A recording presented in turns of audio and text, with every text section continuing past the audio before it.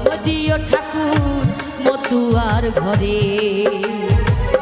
কৃপা করে জনম দিও ঠাকুর মতুয়ার ঘরে।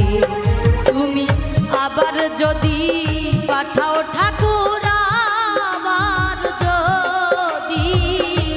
আবার যদি পাঠাও ঠাকুর আমাকে ভবের পরে।